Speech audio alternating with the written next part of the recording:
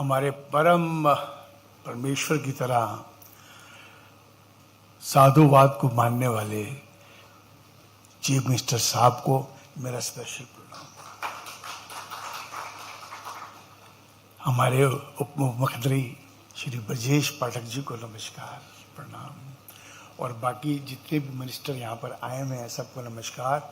जितने भी मेरे उद्योग बंधु हमारे साथ हैं उनको बहुत प्रणाम। सब टेक्नीशियंस, सब जो भी व्यक्ति यहाँ पर खास तौर से एडमिनिस्ट्रेशन में और जो इसको प्लान कर रहा है और जो इसको एग्जीक्यूट करने में लगा हुआ है, सबको प्रणाम। मैं मेरठ का रहने वाला हूँ सर।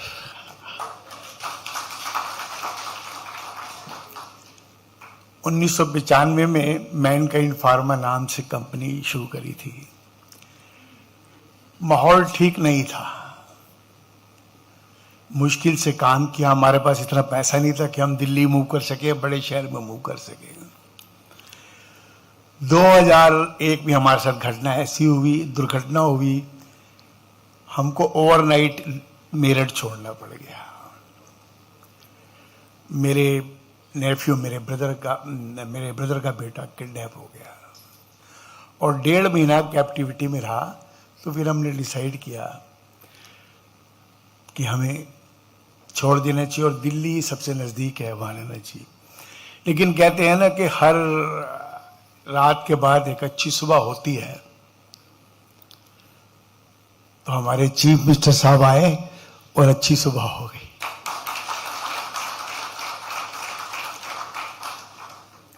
इस दौरान भी मैं मेरठ जाता रहा। 2000 आपके चीफ मिनिस्टर बनने से पहले तब भी डर कर जाते थे, मुश्किल से निकलते थे, रात को जाते ही नहीं थे। लेकिन आज धड़ल्ले से कह सकता हूं मैं, एक वर्ड मैंने बड़ा लोकल वर्ड यूज किया है, धड़ल्ले से। कहीं रात को 2 बजे चले जाओ, 3 बजे चले जाओ, हमारी साथ हमारी माँ बेटियां हो, सब सेफ हैं। और सबसे बड़ी बात यही है कि जो जहां सेफ है वहां पर लोग आते हैं, अपना पैसा भी इन्वेस्ट करते हैं, अच्छे अच्छे टेक्निकल लोग भी आते हैं। और जब जहाँ इंडस्ट्री आएगी तो वहाँ पर अच्छे पढ़े लोग भी आएंगे। बेचारे वहाँ के लोकल जो बंदे हैं उनको भी टेक्निकली सुधारा जाएगा, उनको कुछ पढ़ाया लिखाया जाएगा, तो वो भी स्किल्ड वर्कर हो जाते हैं। तो इस तरीके से इकॉनमी तो इसी तरह से बढ़ती है ना जी, चाहे छोटा हो बड़ा, सबको बढ़ना जरूरी है। मैनकाइंड ने इसलिए वहाँ पर अब तक फैक्ट्री नहीं लगाई थी। लेकिन चांस की बात है, उस दौरान हमने उत्तराखंड, हिमाचल, सिक्किम और राजस्थान में कुछ हमारी इंडस्ट्री लगी। लेकिन मेरठ का हूं ना, तो दिल धड़कता है यूपी के लिए। तो मैं आपसे सिर्फ यही कमिटमेंट कर सकता हूं अभी यहाँ से कि जो कुछ हमारे बस में होगा और आप जितना एनकरेजमेंट दे रहे हैं और देते रहेंगे, तो हम यहाँ पर यूपी में, क्योंकि मेरी मदर कहती थी कि 1947 में हमें पाकिस्तान से निकाल दिया और 2001 में आपको मेरठ से निकाल दिया, बात तो एक ही है। तो इसलिए मेरा बड़ा मन ध्यान हमेशा उत्तर प्रदेश में लगा रहता है। मैं मेरठ हर 15 दिन बाद जाता हूँ। तो इसलिए मैं आप सबसे रिक्वेस्ट ये भी करूँगा कि जरूर यूपी को आगे बढ़ाइए, क्योंकि मैं यूपी के रहने वाला एक व्यक्ति हूँ। तो इसलिए धन्यवाद सबका।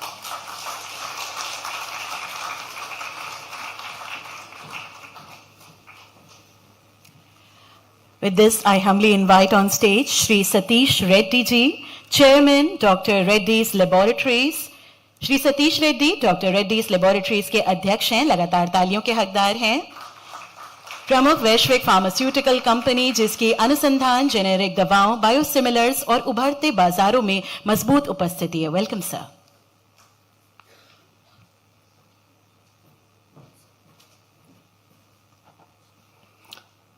Honorable Chief Minister Yogi Adityanath ji, Deputy CM Brajesh Pathak ji, members of the UP government, members from the central government, I see Dr. Vinod Paul here, colleagues from the industry, several of whom are present here today.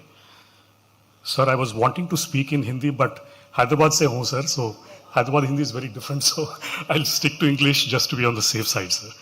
So our company is about almost 40 plus years old.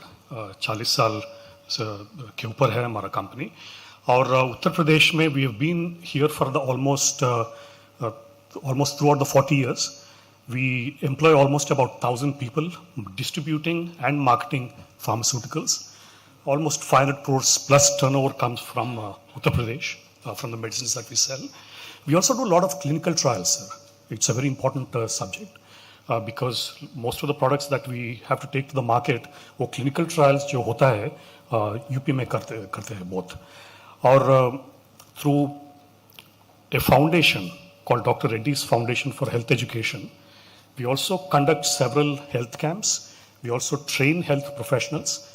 Most of the work also is being done in UP, sir. So this is as far as the company is concerned. So we don't have any operations here, sir. कुछ manufacturing वैसा कुछ है नहीं अभी तक. But we are very keen to explore.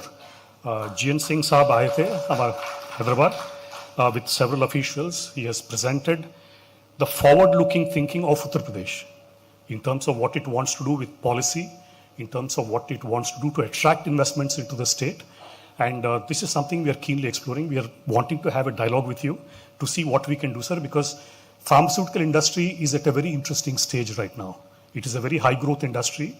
Not only does it serve the people of India, it serves through its medicines the people across the world. Especially COVID time में जो हादसा हुआ था, because of India, I think we were able to save several lives. Dr. Vinod Paul ji वो time में coordinate किए थे वो time पे.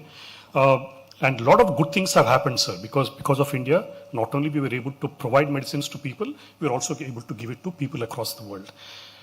We have several more opportunities, sir, at this point of time.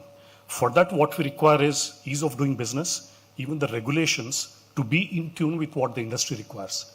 Regulations इतना complicated होता है, sir, because compared to other countries, it takes a lot of time to get approvals. It takes a lot of time to, do the trials if you want to do, and especially because we are in the path of discovery. वो जो नया दवा discover करते हैं, उसके लिए there's a lot of requirement of making ease of regulation.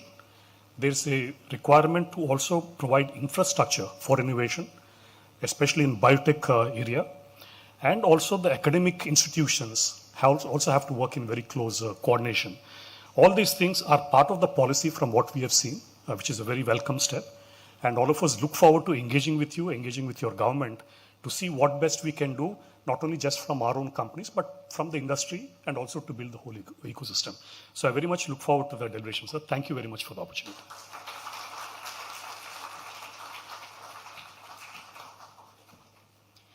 और हम मंच पर आमंत्रित करते हैं अब पद्म भूषण से सम्मानित Shri Pankaj Raman bhai Patel ji, chairman Zydus life sciences. Shri Pankaj R Patel Zydus life sciences के अध्यक्ष तथा भारत के अग्रणी फार्मा उद्यमियों में से एक हैं. 2025 में आपको पद्म भूषण से सम्मानित किया गया. जोरदार तालियों के साथ.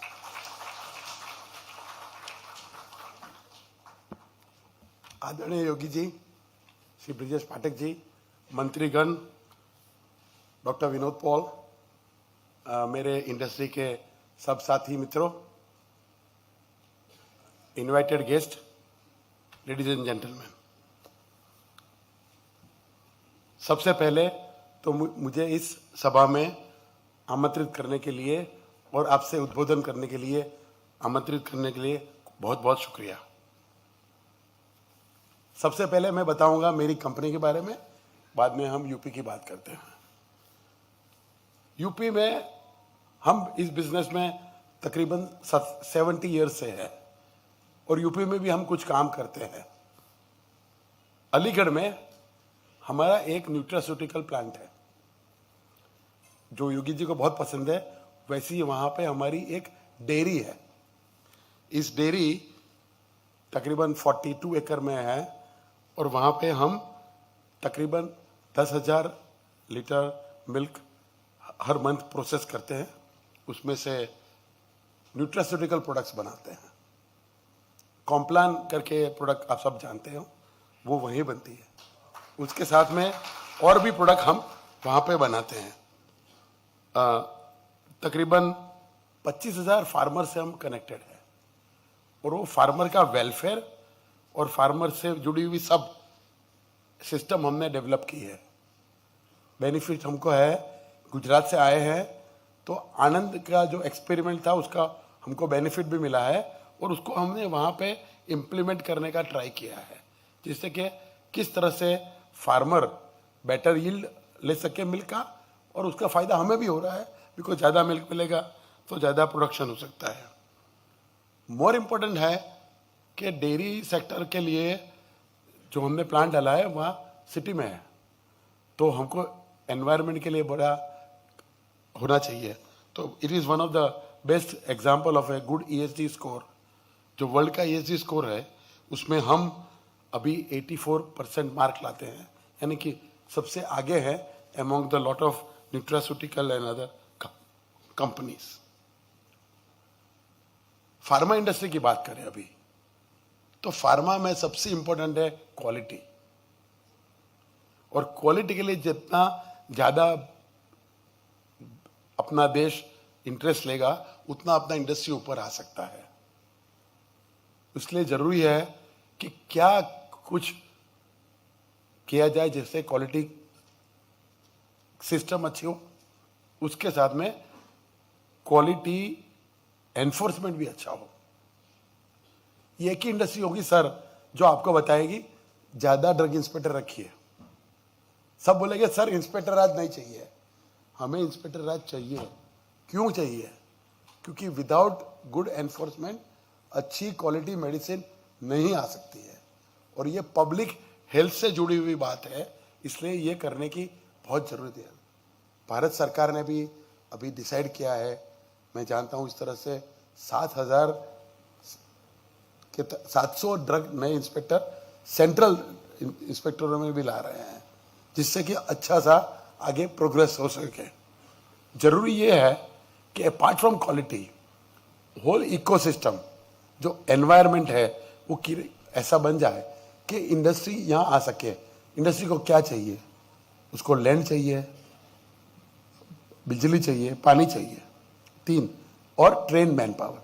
ये 4 चीज की जरूरत है।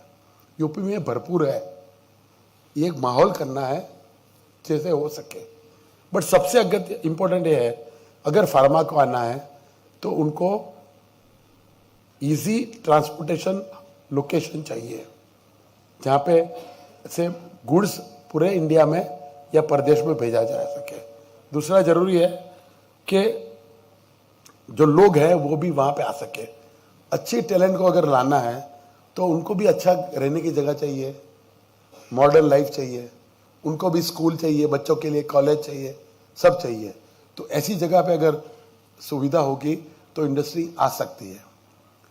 इंडस्ट्री में बहुत अपॉर्चुनिटी है और काफ़ी एरिया में बायोलॉजी के इंडस्ट्री, बायोटेक्नोलॉजी इंडस्ट्री भी आने की बहुत बड़ी गुंजाइश अभी है।